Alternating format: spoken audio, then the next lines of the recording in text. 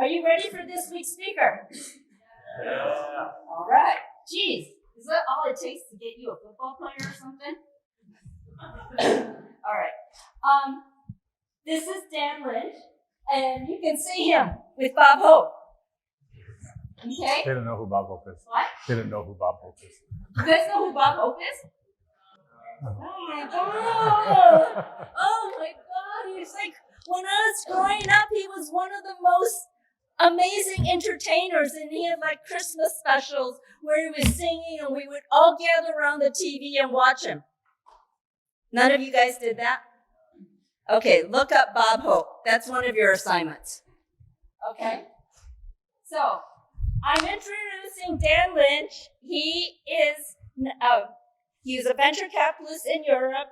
He was an All-American football player, and he formerly worked for the Denver Broncos. He has an amazing story. I think some of you have heard him from boot camp in winter of 2022. Who here has heard him from boot camp? Okay, a few. And he's got much longer time today, so he'll tell you more about his story. And he'll also tell you the times and the parts of his life where he basically really understood the importance of compassion. So let's give him a welcome.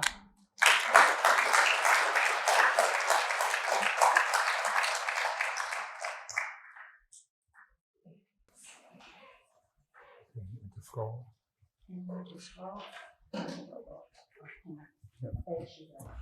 Wait. May I ask, is anybody here from Eastern Europe? Poland, Czech, Hungary, Slovakia, Romania, Bulgaria? Anybody from that part of the world? Where are you from?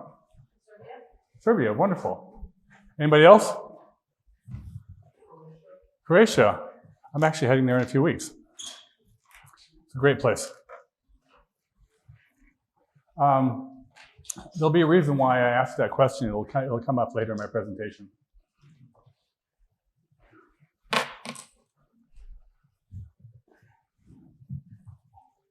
When Gigi asked me to put this together, I never actually told my story before. I kind of was a bit ashamed and was hiding for a long time and trying to put this behind me and reinvent myself.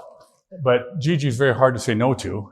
So I went through my files and dug up as many pictures as I could have to be able to put this presentation together and talk about my story. And hopefully there'll be some things you can take away from it.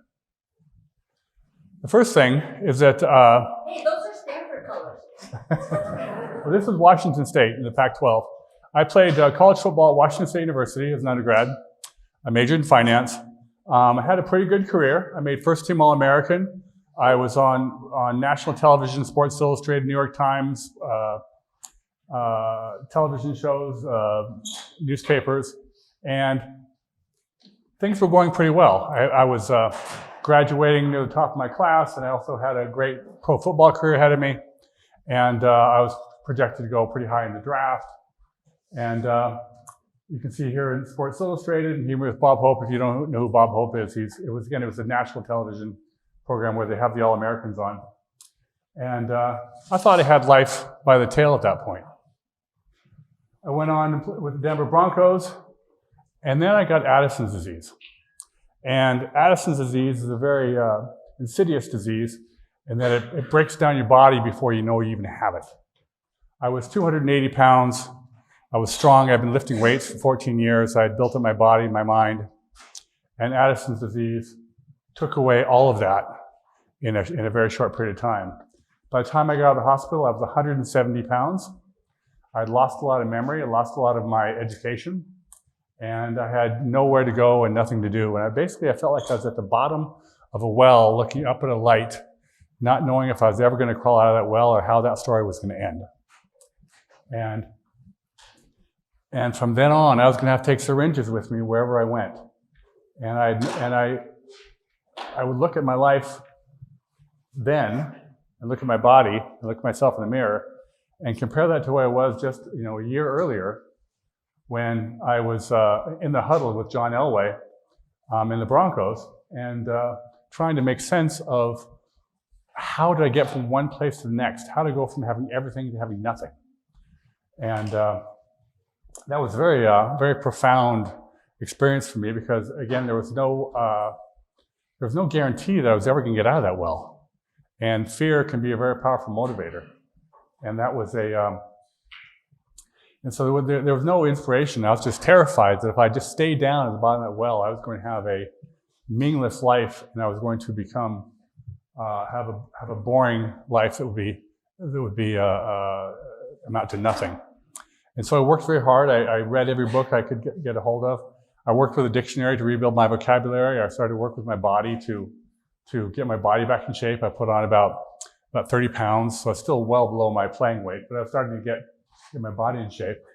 And I set goals to see if I could maybe climb Mount Rainier in a couple of years and to keep me motivated.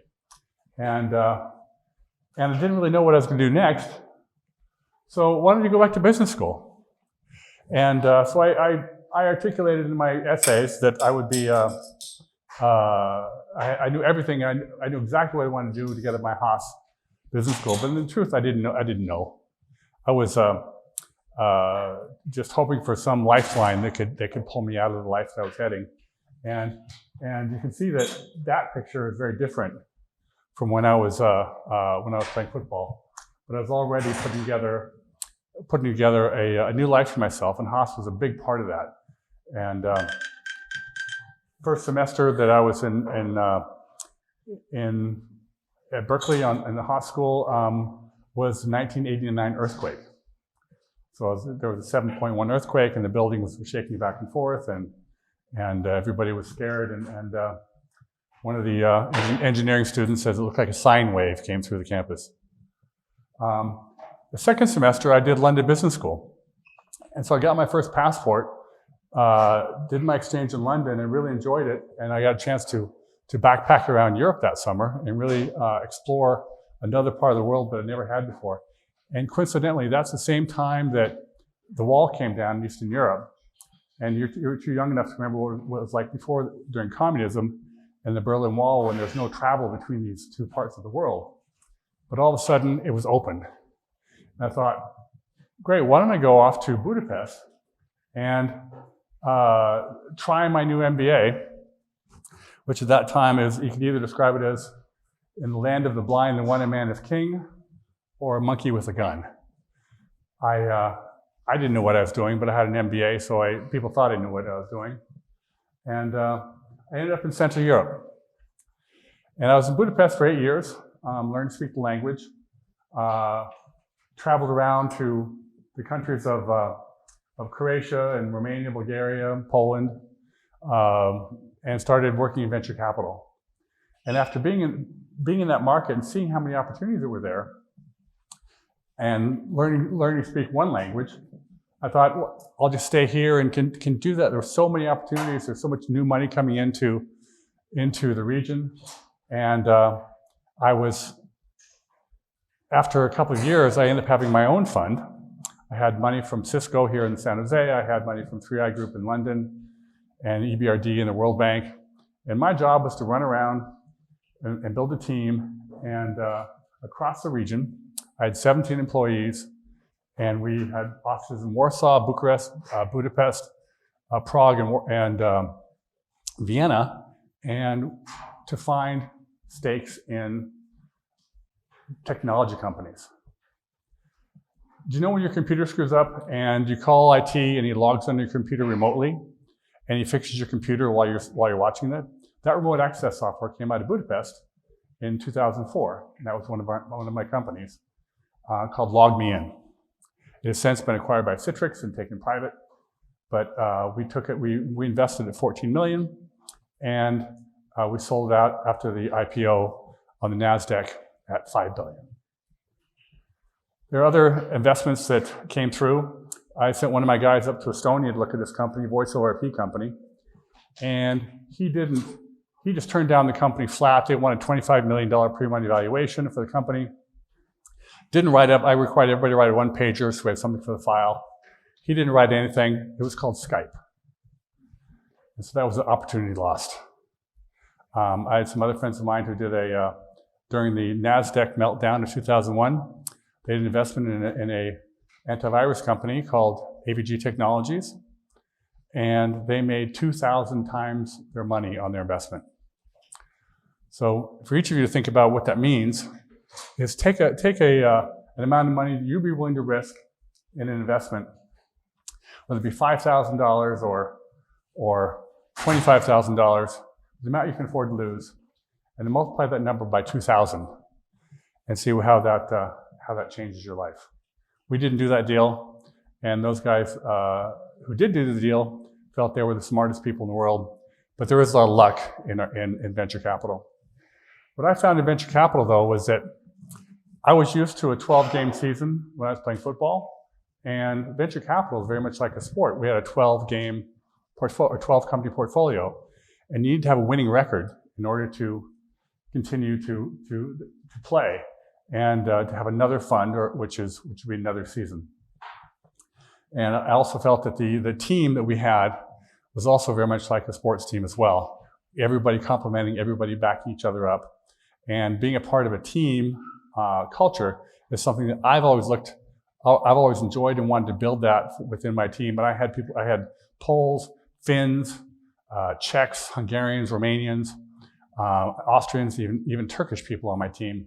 I was the only American, but we had to build and act like a team and work together. And we had some successes and we had some failures. Do you remember the Rubik's Cube?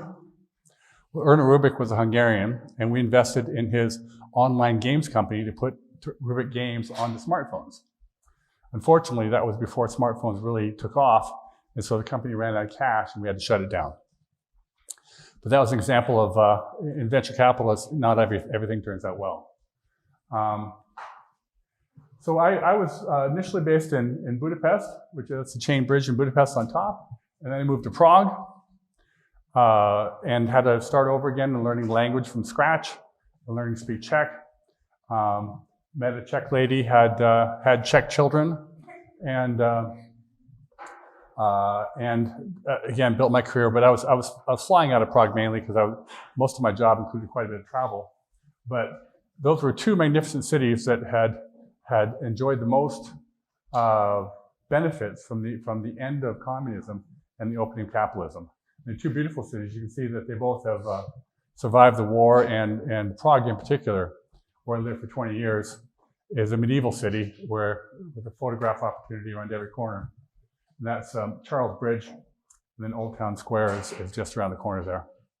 I would highly recommend that you go there. But it's I've done business in Slovenia and Croatia, and I know for the Croatian people here, the Croatians have a lovely saying: is that we have wonderful wine, but you'll never taste any of it because we drink it all. Is that true? So this was where I spent my 30-year career. I just moved back to the United States 4 years ago, and I've had quite a bit of reverse culture shock since I got back, of how expensive everything is. Everything is wrapped in cardboard. Parking costs, you have to pay for parking wherever you go. And it's just everybody's busy and on the go. It's hard to get together. This is when I was managing partner of my firm. These are deals and speeches I gave in Romania and in where we signed. This is the company we signed. It makes online basically fantasy football for soccer online, and we made 18 times our investment in this company. The name of my company is called 3TS Capital. What does 3TS stand for? 3 was from 3i Group, which is a big UK financing group. They were one of our main core investors. S is for Citra, which is Finnish Technology Institute, was another one of our sponsors. And T was for the team. How much did it cost you to come up with the name? Well, unfortunately, when people look us up, we come up with three-toed sloth. So we should have done a better job of researching it. But again, these are the companies: LogMeIn, AVG, Rubik's Cube. Those are some of the deals that we did. And Central Europe was fantastic engineering, great science, completely lacking in business acumen. They have no idea what sales channels are. and financial controls. And so a lot of that had to be imported. We would go out and hire people to bring in there. But some of the best science and technology that you experience now actually came out of that region. These are a number of deals that I've done. These are all the unicorns that have come out of Central Europe. You may recognize a few of them. I've been involved in 4 of them. A unicorn, as you know, is one that goes from startup to $1 billion valuation. And Avangate was a company out of Romania. We moved it to Redwood Shores here across on the other side of the peninsula. I sat in a conference room interviewing American CFOs and CEOs. I find Americans to be the most difficult people to interview as possible. I've interviewed all different cultures. The Americans by far the most difficult. I would ask a guy, so we're looking for a CFO that can help us with their IPO. Oh, I was involved in the IPO here. I go, well, did you write the direct 10K? Were you on the roadshow? No. Well, did you do the backup work? No, you weren't really involved in the IPO at all, were you? I go, no, not really. And so it's Americans know how to embellish.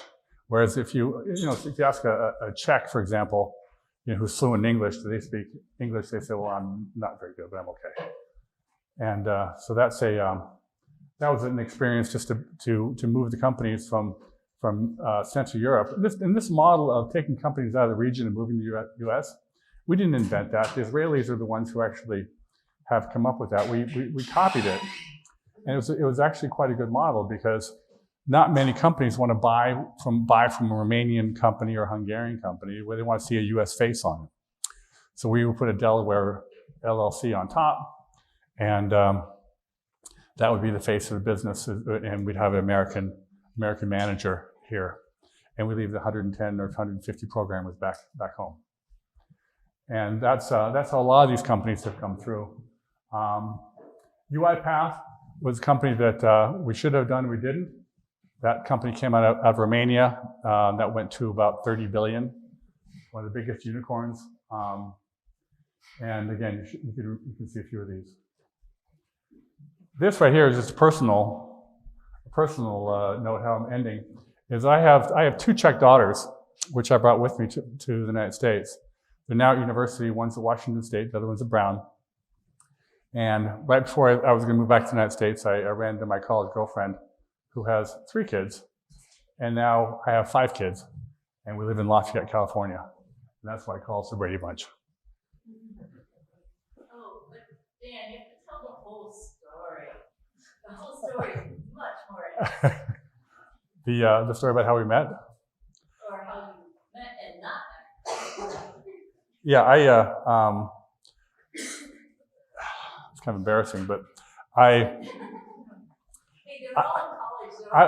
was selling my company to my partners. I was about ready to retire, and so I thought I'm going to go back to homecoming at Washington State. They're playing UCLA, and just to see all my old friends and my brother, and just kind of get reconnected, because I find that strengthening when I've been gone too long. And I dated Heidi in college, and in 1986, on October 15th. I left her at the AGD sorority at Washington State University thinking that she broke up with me, and she thought I broke up with her. And we didn't see or call each other. She moved to New York City, I moved to Berkeley. And so I hadn't seen her in 30 years. Flash forward to October 15th, 2016, and we all, with my brother and the rest of my fraternity, we're heading over to the AGD sorority. And there she is standing in the entrance hall exactly where I left her 30 years later to the day. And I walked up to her and I said, I really liked you and you dumped me. She's like, time out, that's not what happened at all. You dumped me. And that's how it all restarted. And so that 30 years later to the day in the exact same spot is kind of ironic. I think that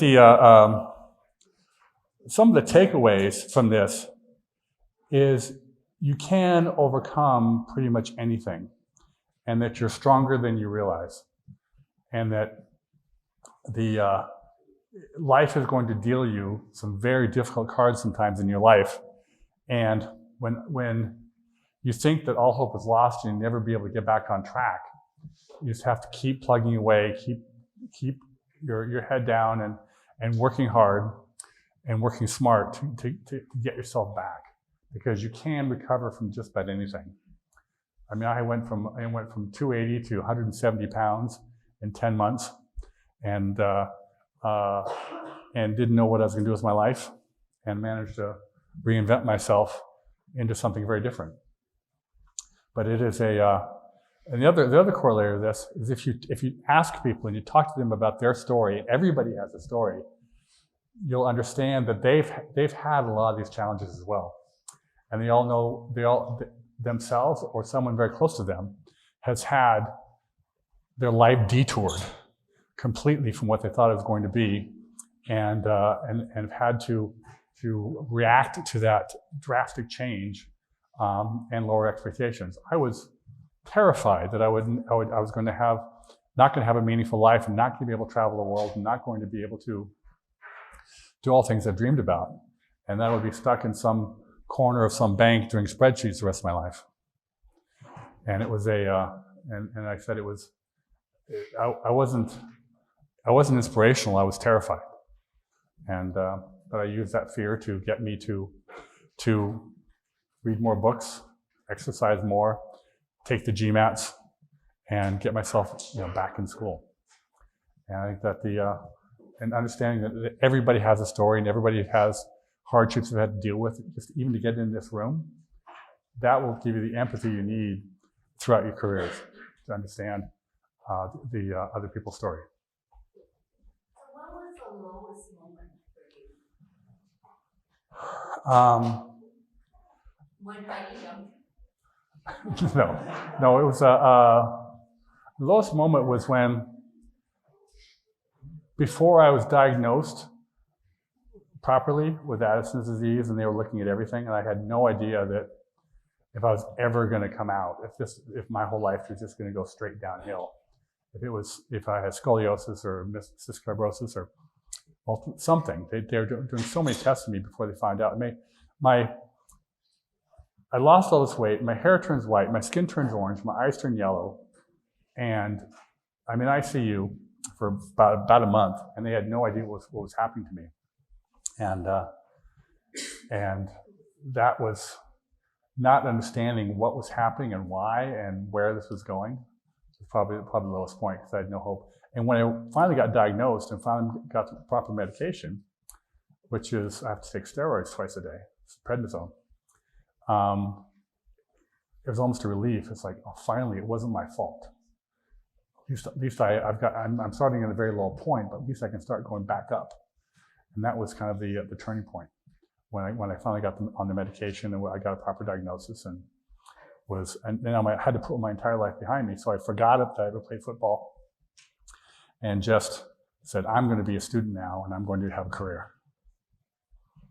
Didn't John F. Kennedy have that? He did. He did. There's a couple of people have had it. It's insidious because it's very slow to denigrate your life. Your ability to make decisions, get memory recall, to have any confidence in your actions, it just deteriorates over time to where you're left with nothing. There has to be some questions. I know that. You guys, please ask questions. I think they were waiting till you were done. Yes. How are you able? You need to stand up.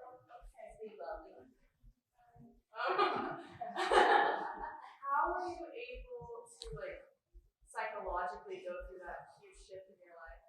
And what was the mourning process of I understand going through such a change, how you're able to move on and start a new chapter? Well, I didn't realize that I was in mourning until actually I was talking to a college counselor about going back to graduate school and how I was going to do that. And she suggested that I wait until I get done with my mourning, because it was I was the 5 stages of grief and loss. I was stuck in the middle of those, trying to figure out can I get that old life back? What happened to me? What was unfair that's taken from me? So that's when I waited. I didn't get to Haas until I was 28, and I think that was a good age to enter graduate school. But it was going through that, and just my brother was very helpful as well. He was actually a pre-med student at the time, and he played football at Moose Me at Washington State, and then went on to University of Washington Medical School. So what was the time period between diagnosis and starting Haas? 3 years. It was one of the things that I took the GMATs, and I just remember this. I took the GMATs when I wasn't fully recovered yet. I got like a 510 on the GMATs. I knew that was never going to be good enough to get into Haas. But as soon as my brain started coming back, and I took it again, I got a much better score. So. You're not gonna tell us your second score? No. Well, I like to say I got a 98% on the math portion of GMATs, and then I came to Haas and found out where the other 2% of the people are.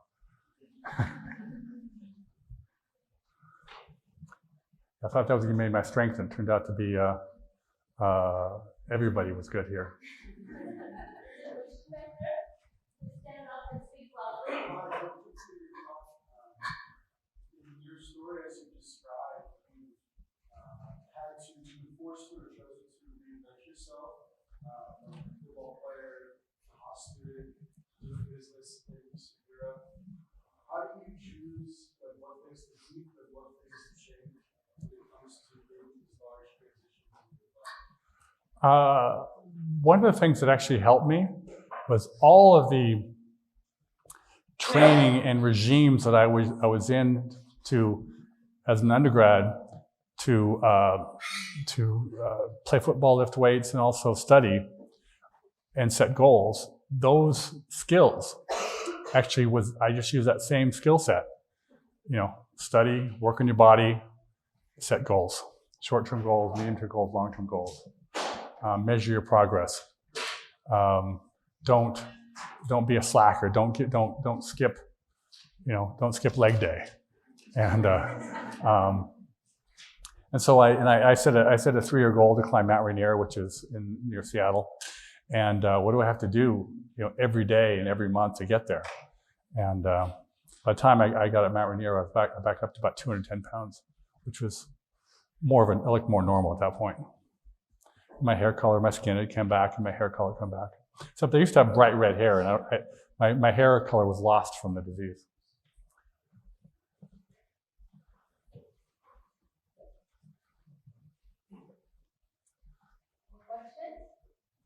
Please.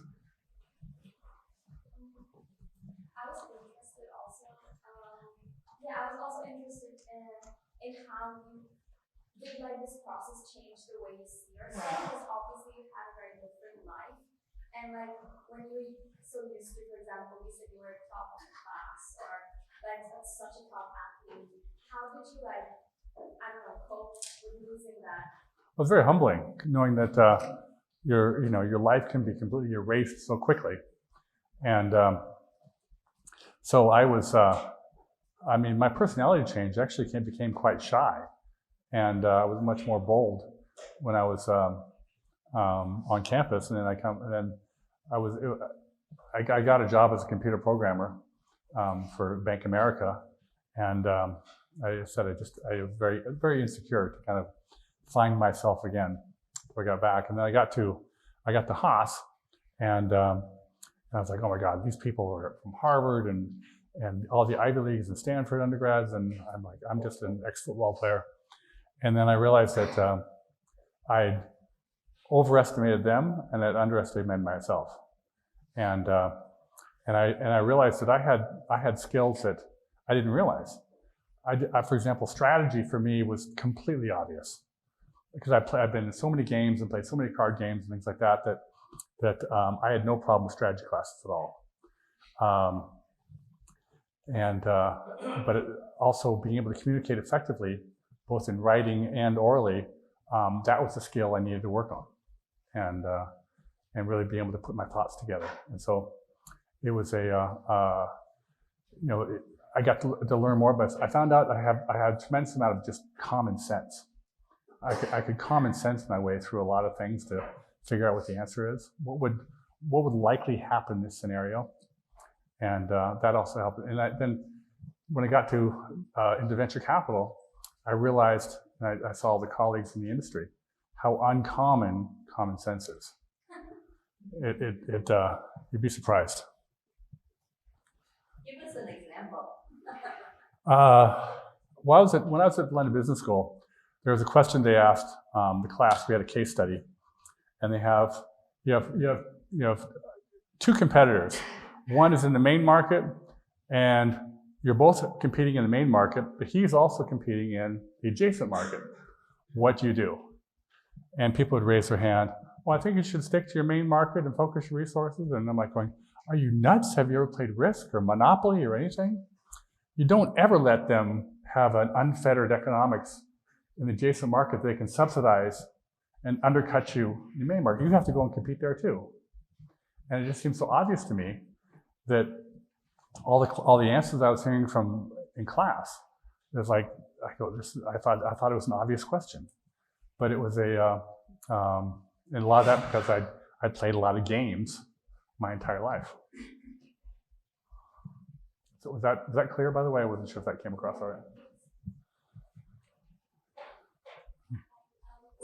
What did you decide to go to start this specific area in the world, and how was it for you to be there? Okay, when I first got to Budapest, there was no telephones, no food in the grocery stores, no newspapers, 2 state-run television stations, and if I was one of the first 6 people first Americans that arrived, and I had gotten to just finding food.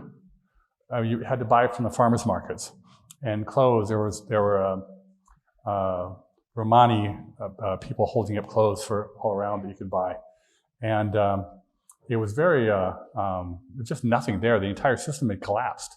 And I was one of the first people to step in country at that time. And it just reminded me of a funny story that so I was just trying to survive there and had a job with the Hungarian American Enterprise Fund. It was my first job out of MBA school. And so we get invited, the staff gets invited to the museum to have a kind of a business mixer with some Hungarian VIPs. And I was standing there before I learned to speak Hungarian. I was standing there talking to some people who were bilingual. And this man comes up behind me, and he's completely drunk. And he grabs my arm, and he starts telling this very filthy joke in Hungarian. And I don't understand what he's saying, but they're looking nervously and they're trying to laugh and following him.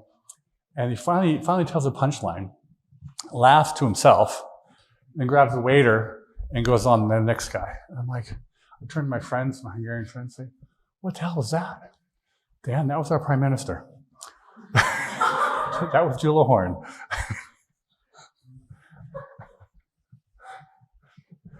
But then I've had adverse experiences as well.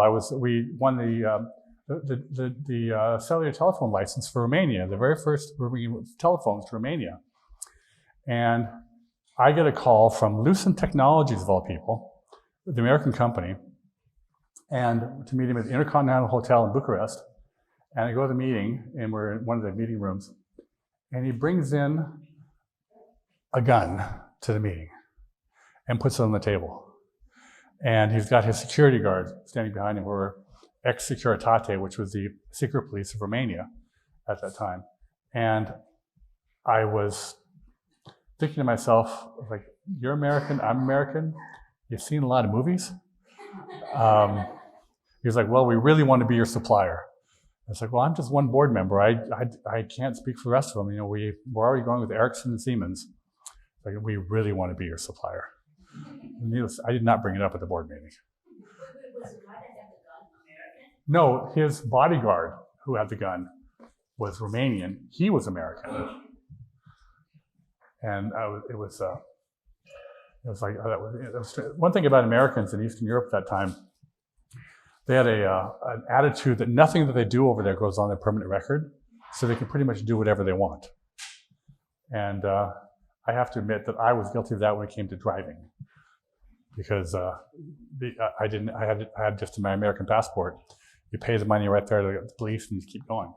But that's the way it was in the early 90s. It was very much the Wild Wild West at that time, because there was no police, there were no laws, they hadn't built their laws up yet, and there was no enforcement of any kind. What's the future of Eastern Europe? I think it's actually pretty good. You understand that you take countries like Germany, which is the economic driver of all of the European Union, with 85 million people, huge GDP, and then you put Czech Republic next to it, which is 10 million people, the size and shape of Ohio, and Hungary, 10 million people, the size and shape of Ohio, Slovakia, 4 million, Poland, 38, Romania, 23, Bulgarian, 7, Bulgarian 10, Austrian 7. These are very, very small countries, and they're all very close to each other. For me to drive from Prague to Budapest, it's a 5-hour drive, and you go through Bratislava. So you go through you cross 3 countries. Their economies depend upon Germany and the German industrial. So in the short term, because Germany has basically shut down their industrial complex right now because of they're dependent upon oil and energy from Russia, these countries are going to suffer in the short term. Over the longer term, they're building up non-industrialized service businesses, technology.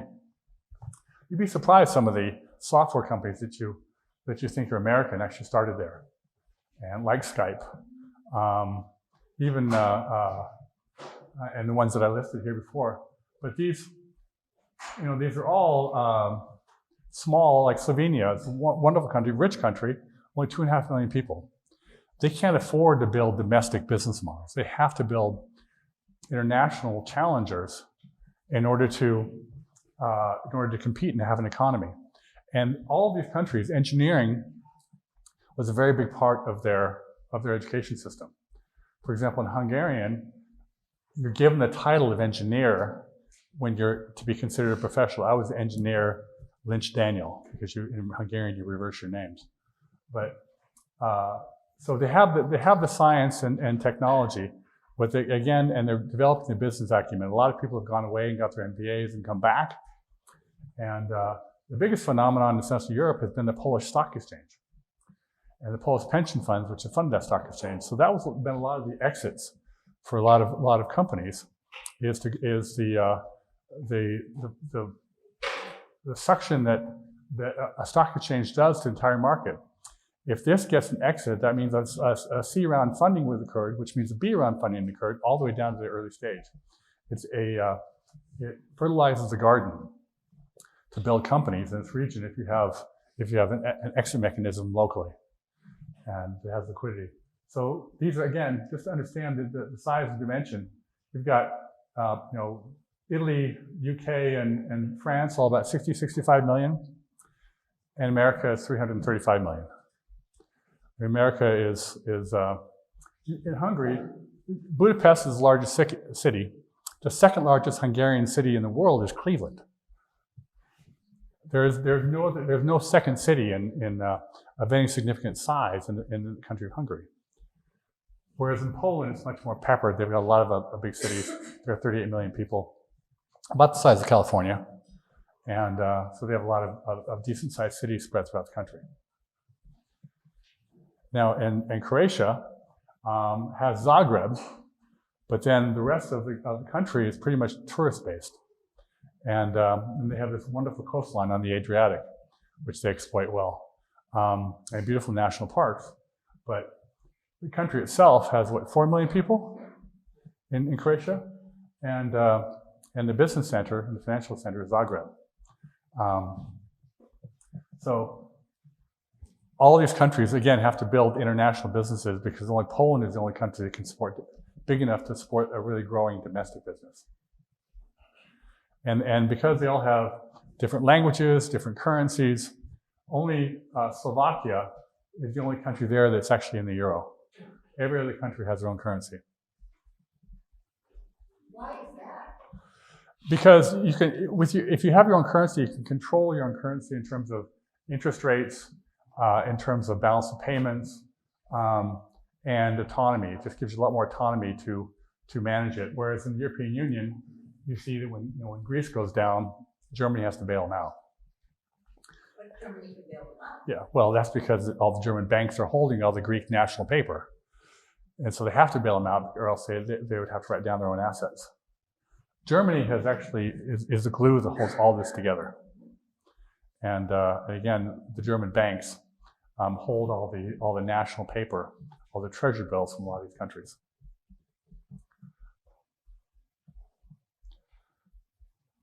So you don't have to answer this question if you don't want to.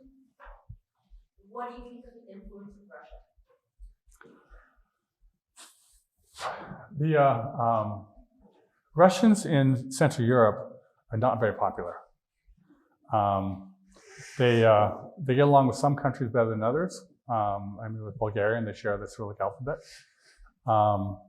But generally, they made so much money so quickly, and they came and kind of exploited that in these other countries that they're not very popular as business partners in this across the region.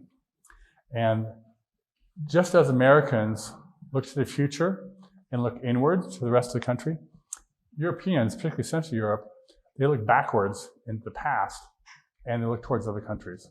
So you ask a Pole, or a Czech, where was the Battle of White Mountain in 1623? What happened there? What happened when Russia came over and wiped out all the intelligentsia at the start of World War II? Why did the rest of World War II start on September 1st when Nazis invaded Poland? But yet for the Czechs, it started in March of 38 when the Neville Chamberlain came down and signed the Peace in Our Time Treaty, giving the Czech lands, the Sudeten lands, to Mr. Hitler. That was where the word appeasement came from. And they even though Czech Republic was a part of the Allies, they were given away in order to stop the war. And Neville Chamberlain, who was considered a hero, the Prime Minister of England, a hero at the time in 1938, is now vilified in history as the first appeasement doctrine. So again, it's very interesting to understand the history. And I found that even if I couldn't speak languages, and when I do, I speak them with a horrible American accent, that understanding the history of these countries can really develop very good bonds with people, so you understand exactly what you're doing. Romania, for example, is it's a step down in terms of how wealthy the country is, but they have a fantastic culture. I've been to several Romanian weddings. They start at 3 o'clock on Saturday, and they're not done till lunch on Sunday. And it's like 6 a.m., the sun's coming up, and I tell the bride and groom, "Thank you very much, had a wonderful time." "Well, you can't go yet, we haven't cut the cake." So they're very rich cultures and very, very different from each other. And the Czechs can talk to Slovaks. They kind of understand each other. The Slovaks can talk to Poles. They kind of understand each other, but the Poles and Czechs cannot talk to each other because their languages are too different. And the Poles think the Czechs talk like children. It's a bit of a whiny language. And you were very successful in the U.S. in your younger life. Why did you choose to go overseas?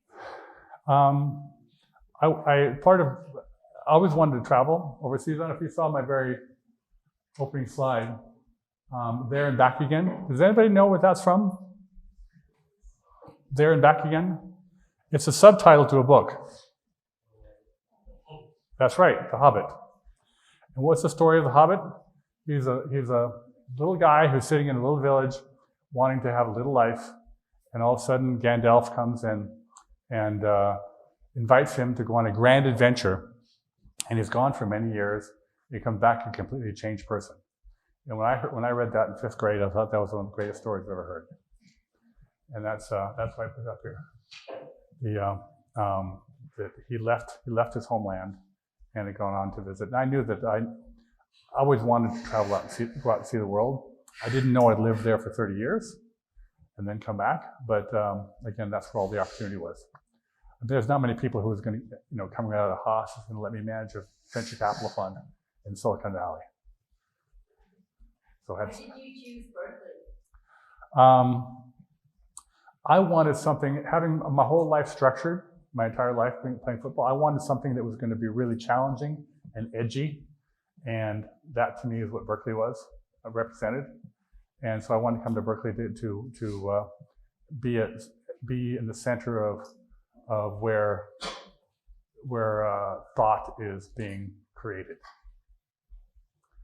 So, I was telling you that the theme of this semester's Newton series is compassion and capitalism. And I know you've done a whole bunch of things. Just in real life, you're always helping other people. What are some of the things that you've done through your career that was beyond just making money? I raised a nonprofit and NGO fund that would invest in companies that would, it's called invest in companies that would hire disabled people, whether physical or mental. And we raised quite a bit of money from actually a lot of my other friends who are also VCs, and to give back. So I've worked with nonprofits, and that was one of them. We raised that fund it's called Check Impact Partners, is what we called it.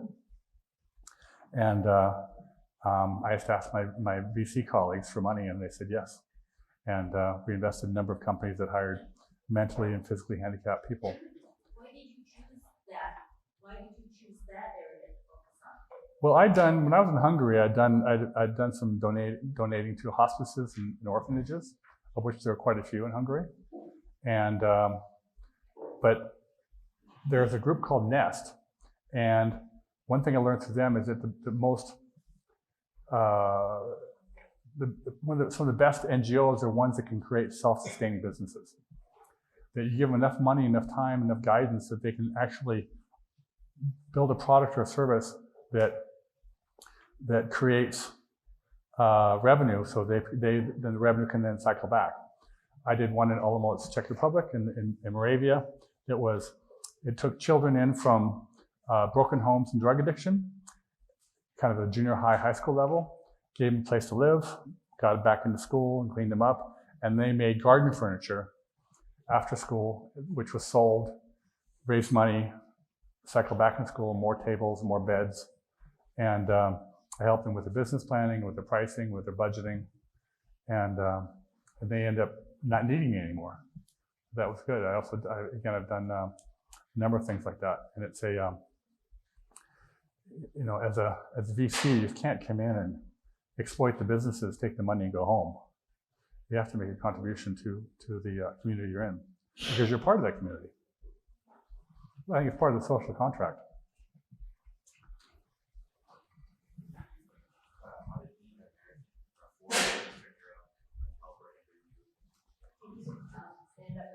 Well, being an American in Eastern Europe is often wrong, but never in doubt.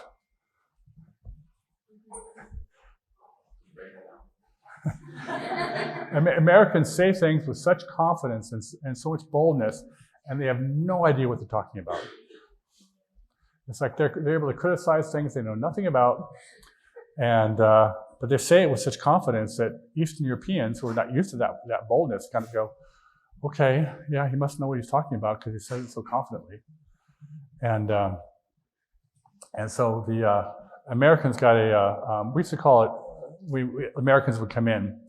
Particularly, I remember these two Harvard MBAs came through, and they did this huge feasibility study for $20,000, and as soon as it was done, it was just taken, just kind of thrown in the drawer. Nobody read it. It was such an overkill. It was a wonderful academic assignment, but completely useless for what the people actually needed, which is practical advice on how do you set things up, and we used to call that soft advice for hard currency. And And so there was, and there were a lot of, particularly in the 90s, a lot of Americans came through, and which we called them carpetbaggers, as in the reference to the Revolutionary or the Civil War, that they would, again, come through and do these consulting projects that no one would ever read, no one would ever do, and people would be waiting for this report, and they would come and they would be theoretical, and they needed practical advice. What do they need to do to set this up, to get going, to get to do, in the first early days, to do big business. We want to do big business. How do we do that? And let's talk to the American, because they've watched enough Dallas episodes. They think that all Americans are like J.R. Ewing. I hope that reference doesn't go over your head. But it was in the early days, they again, they had no frame of reference. And so the Americans came through. Some stayed around and built things. Other ones just came through, took as much money as they could, and they moved on.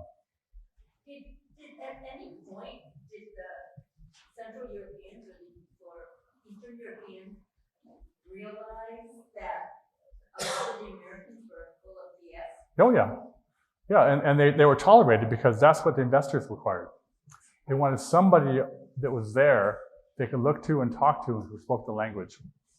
And that they would be the ones who would bring the money in so they could actually start building things. I was involved in a telecom company that was digitizing all of downtown Prague.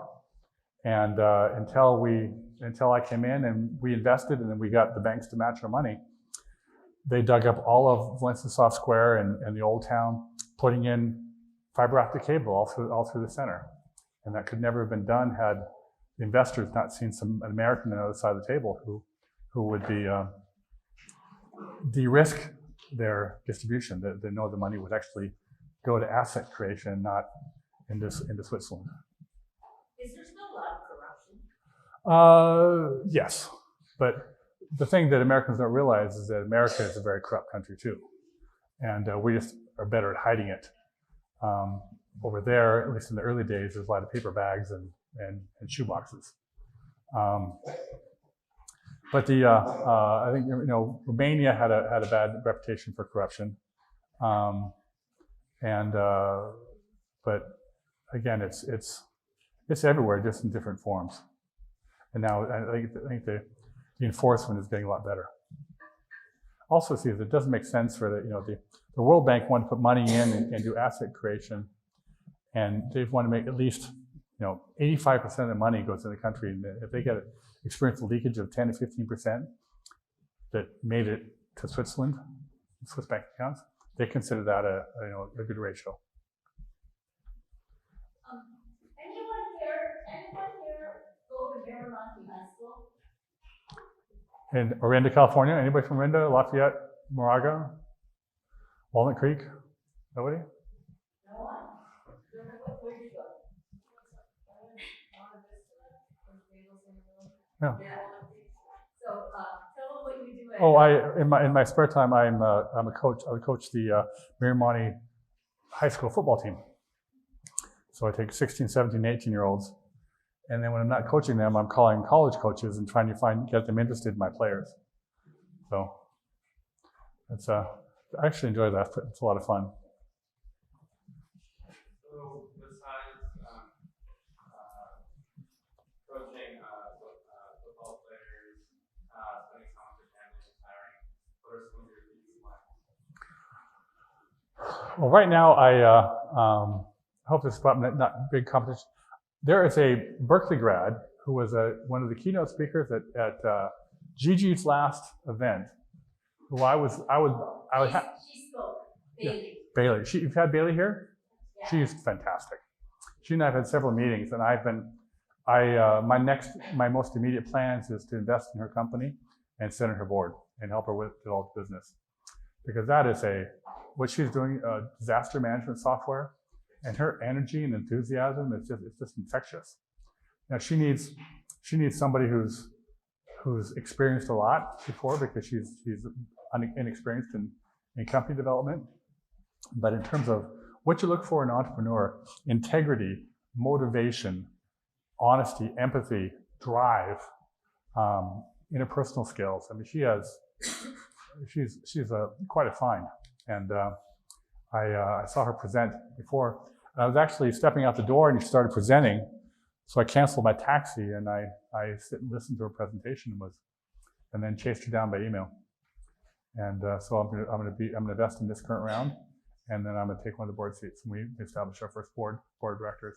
And I'm showing her, okay, this is what a board package should look like. Here's your 100-day value creation plan. Once you invest, for the first 100 days after you get the money in, that's a very important time to make sure everybody knows what their expectations are and their roles and responsibilities. Here's a letter. Here's when you communicate with shareholders. This is what it's supposed to look like. Here's how you create the minutes of meetings. Here's the decision-making thresholds. There's the CEO and their limit that goes to the board, and their limit that has to go to shareholders. So what if you're going to create a subsidiary or issue new share capital, what level do all these decisions happen at? And so instituting what's called corporate governance in the company, and helping her with shareholder communication, and also helping when it comes time to interviewing. Once she gets the money, she has to do a lot of hiring. So I'll sit in interviews with her and give her my impressions as well. Actually, let me kind of tell you guys the story behind Dan and Bailey is, I'll actually start back. You want to know where I met Dan? Yeah. In a parking lot. Actually, in the parking lot of our golf club in Orinda. She goes, you're a new member, right? I go, yeah. She goes, we want you on the activities committee. Yeah, I want to be on the social committee. Well, like I said, I can't say no to her, so. And that's how we started. Yeah. And so one thing I want to tell you guys, people are people, and it doesn't matter. I mean, geez, the Prime Minister of Hungary tells dirty jokes. Okay, the people are people. Don't be scared. And so the way Dan met Bailey is Dan was the closing keynote speaker of the BMOE boot camp in January 2022. Okay, and then August of 2022, I asked him to come and be a judge because he's an actual investor, right? But I'm like, okay, this time I'm going to alternate and get a different keynote speaker. And so I asked Bailey to come and be a keynote speaker. But Dan was already there on time, early. He didn't pick up being late from Berkeley.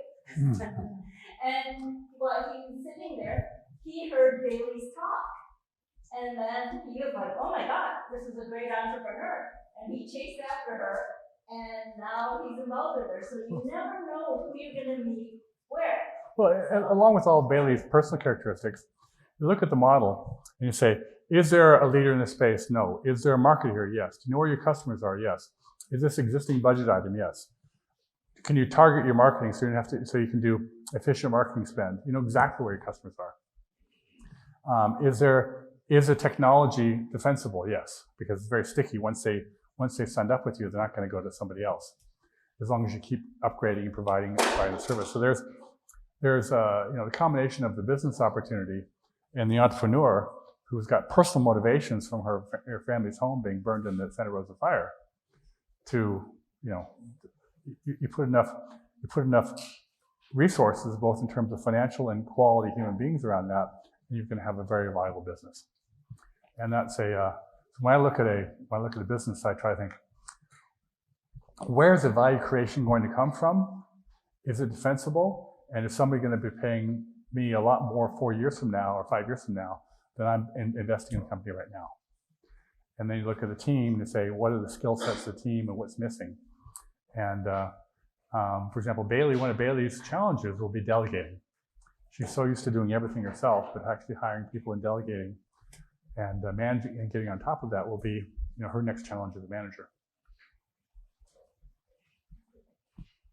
Is there questions? All right. Is there someone back there? Oh no, I have one last question to ask you. You see all these students, and you were in this space. what advice would you give them as they go out in the world right now? And That's especially pretty- since you've got a lot of that's kids pretty- this age. When you transfer from being a student to the working world, one of the hardest challenges you'll have is to maintain the velocity of your learning. And you're going into because right now it's coming so fast and there's so much of it all the time, your brain is always being stretched. And you get in the working world, that's a much slower train. It's going much more slowly.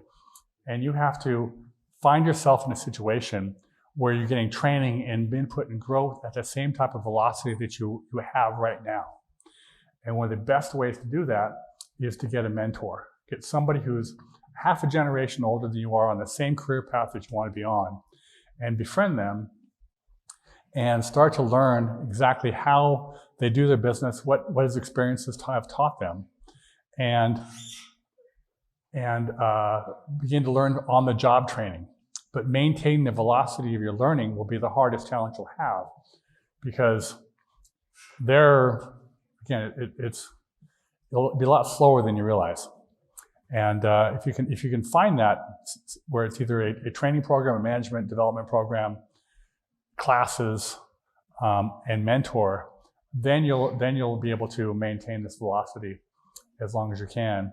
And then 10 years from now, you'll be the mentor, bringing the young people in and bringing them up.